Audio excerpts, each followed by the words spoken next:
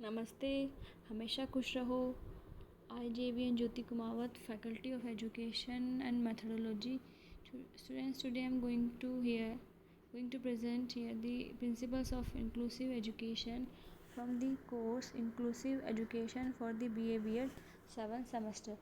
So students, in last class समावेशी शिक्षा के बारे में हमने पढ़ा था कि समावेशी शिक्षा का कंसेप्ट क्या रहा है, उसकी आवश्यकता क्यों हुई, क्या उसके लाभ थे। इन बातों के बारे में हमने डिस्कस किया था। आज हम पढ़ेंगे कि किस प्रिंसिपल्स के बेस पर समावेशी शिक्षा का समावेशी शिक्षा की अवधारणा को लिया गया। देखिए, इसमें है कि यहाँ पे कुछ सिद्धांत दिए गए हैं। तो पहला हम बात करते हैं, वो है व्यक्तिगत रूप से भिन्नता के आधार पर। आपने देखा होगा कि हर इंडिविजुअल पर्सन जो है अपने आप में डिफ़र करता है, अपने अपने उसके इंडिविजुअल कैरेक्टर होते हैं। तो यहाँ पर व्यक्तिगत विभिन्नताओं के अनुसार छात्रों को एक साथ एक ही एनवायरनमेंट में शिक्षा देना चाहिए, जिससे कि वो एक दूसरे को देखकर, एक दूसरे की इंडिविजुअल एबिलिटी को देखकर कुछ ना कुछ सीखे। इसीलिए इस प्रिंसिपल के बेस को ध्यान में रखते हुए समावेशी शिक्षा का आयोजन किया गया। नेक्स्ट है दूसरा इसका सिद्धांत, तो वो है माता पिता द्वारा सहयोग प्रदान करना। इसमें देखते हैं कि समावेशी शिक्षा एक ऐसी शिक्षा है जिसमें माता पिता दोनों का सहयोग करना बहुत ही आवश्यक है, क्योंकि इस प्रकार के समावेशी एनवायरनमेंट में दोनों ही तरीके के बालकों को लाभ मिलता है। तो दोनों ही तरीके के बालक किस प्रकार से लाभान्वित हो रहे हैं, तो वो माता पिता के सहयोग के द्वारा ही किया जा सकता है। नेक्स्ट अगर हम बात करें प्रिंसिपल की, तो वह है भेदभाव रहित शिक्षा। यहाँ पे थर्ड इस तरह का पॉइंट होगा कि हमेशा समावेशी शिक्षा जो चलाई गई है वो एक ऐसी प्रक्रिया है, एक ऐसी प्रणाली है जो कि भेदभाव रहित है, क्योंकि इसमें सभी तरीके के बच्चों को एक ही नज़र से, एक ही तरीके से ट्रीट किया जाता है। उसमें कोई भी भेदभाव नहीं किया जाता है किसी भी प्रकार का। यह मुख्य सिद्धांत है इस भेदभाव रहित शिक्षा का, जो कि समावेशी शिक्षा के अंतर्गत लिया गया है। नेक्स्ट हम बात करते हैं विशिष्ट कार्यक्रमों द्वारा शिक्षा देना। तो देखिए, इसमें समावेशी शिक्षा बहुत ही एक इजी कंसेप्ट नहीं है, इसको चलाने के लिए बहुत से एफ़र्ट्स देने होते हैं।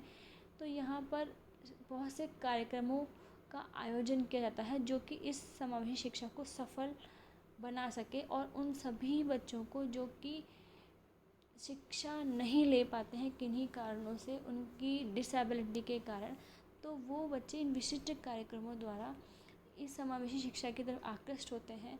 उनके पेरेंट्स उनको इस समावेशी एनवायरनमेंट में आने के लिए प्रेरित करते हैं, और वो उनको एडमिशन करवाते हैं, वहाँ पे प्रवेश करवाते हैं, और उस विभिन्न प्रकार के कार्यक्रमों द्वारा उन सभी प्रकार के बालकों को किसी न किसी रूप से शिक्षा दी जाती है। नेक्स्ट हम बात करते हैं प्रिंसिपल की, तो वातावरण नियंत्रणपूर्ण होना।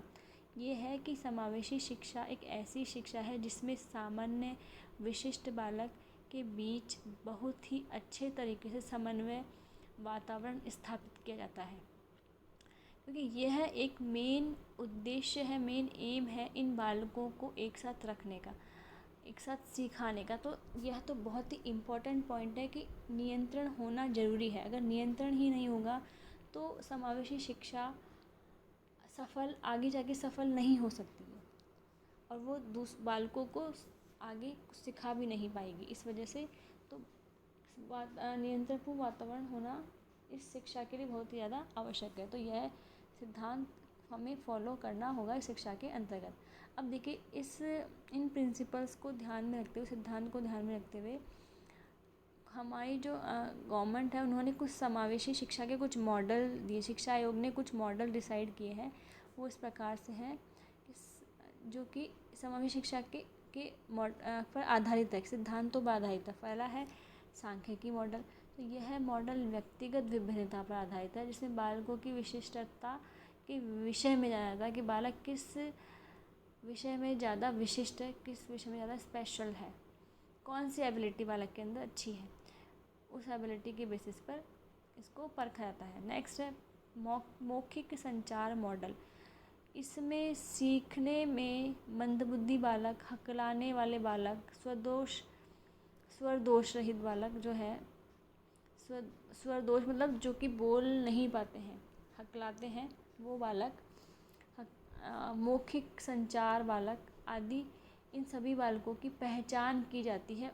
तो मौखिक हम उन्हें कुछ ऐसे सेंटेंस, कुछ ऐसे बुलवाने के लिए कहता है जबकि हम जब वो बोलते हैं तो हमें चल जाता है पता कि हाँ बच्चा किस तरीके का है, मंदबुद्धि है, हकलाने वाला है, या फिर उसमें स्वर दोष है, या फिर कोई अन्य कारण है ये।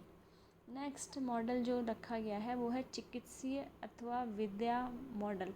इस मॉडल में शारीरिक रूप से अक्षम तथा विभिन्नता वाले बालकों की पहचान कर उनकी चिकित्सा के साथ शिक्षा प्रदान की जाती है। इसके बाद आता है सांस्कृतिक मॉडल। तो इसमें असुविधा युक्त बालक तथा सांस्कृतिक रूप से अल्पसंख्यक तथा वंचित बालकों को पहचान करके व्यवस्था उपलब्ध कराई जाती है। अब हम बात करते हैं नेक्स्ट मनोसामाजिक मॉडल। देखिए यह मॉडल जो है वो संवेगात्मक रूप से परेशान बालक, अपराधी बालक के शिक्षण की व्यवस्था की जाती है इसके अंतर्गत। अब देखिए हमारी जो शिक्षा आयोग नीति है उनमें भारतीय संविधान के अंदर वहाँ से समावेशी शिक्षा नीति 2006 आयोजित की गई। तो उस संदर्भ में उन्होंने कुछ पॉइंट्स डिस्कस किए हैं, वो इस प्रकार है। इसमें बाधित बालकों की प्रारंभिक स्तर पर पहचान तथा उनके लिए कार्यक्रम बनाना शामिल है, पहला। दूसरा, इस नीति आयोग के अंतर्गत यह कहा गया कि इसमें सामान्य शिक्षण संस्थाओं में विशिष्ट शिक्षा के कार्यक्रमों को उपयोग करने के लिए संसाधन एजेंसी के रूप में सभी के लिए सेवाएं उपलब्ध कराई जाएगी। नेक्स्ट हम बात करें तो इसमें विकलांगों के लिए विभिन्न सहायक प्रविधियां उपलब्ध कराना भी शामिल होगा। भारतीय संविधान के खंड 3 तथा खंड 4 में ऐसी शिक्षा संबंधी प्रावधान भी रखा गया है। केंद्र तथा राज्य सरकार के शैक्षिक उत्तरदायित्व को इसमें विभाजित भी किया गया है। तथा लास्ट में हम बात करें तो संविधान में अल्पसंख्यकों के लिए शिक्षा अधिकारों में जो समानता, धार्मिक शिक्षा की स्वतंत्रता, शिक्षा के जो माध्यम से जो हिंदी भाषा के जो विकास आदि का प्रावधान किया गया है वो भी इस समावेशी शिक्षा नीति के अंतर्गत ही किया गया है। तो I hope you understood all this principles of this inclusive education. Thank you.